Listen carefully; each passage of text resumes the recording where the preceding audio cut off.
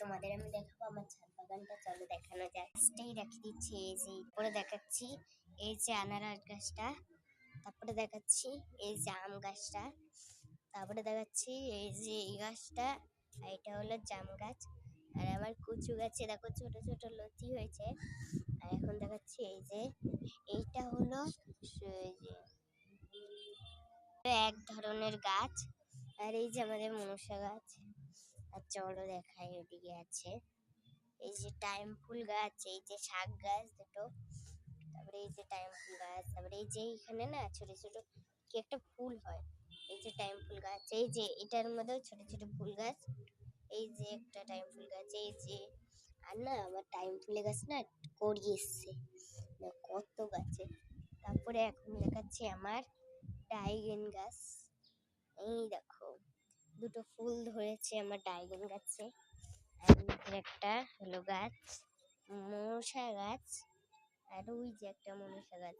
আর এই দেখো ফুলগুলো পুরো সবুজ, আর হলো আস্তে আস্তে বড় হলে হলুদ হয়ে এই লাল হয়ে যায়। এই দেখো কি সুন্দর লাগছে।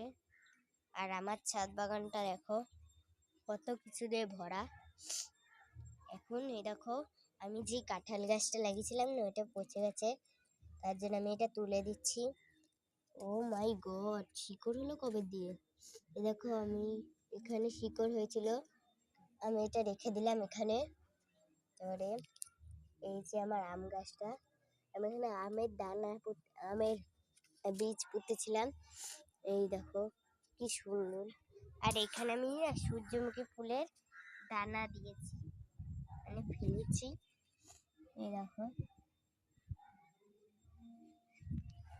তারপরে এই যে ধনে পাতা গাছ দুটো, আর এইটা না আমি আমার মামা বাড়িতে নিয়ে এসেছি, খুব সুন্দর লাগছে দেখতে। তারপরে তোমাদের দেখাই, এ দেখো লতি বেরিয়েছে, এ দেখো এই যে একটা, এই দেখো ছোট্ট দুটো, এই যে তিনটে, আর এই দেখো চারটে। আর এই দেখো খুব সুন্দর লাগছে পাতাগুলো দেখতে। এই দেখো এই যে আমি লক্ষ্য করে দেখলাম হলো এই দেখো একটা পাতা দেখো কিভাবে পচে গেছে। থাক, আর আমি এই ডাইগেন গাছগুলো না হলে জলে রেখেছি। আর এটা হলো অ্যালোভেরা গাছের মাথা, এই দেখো শিকড়ও হয়ে গেছে।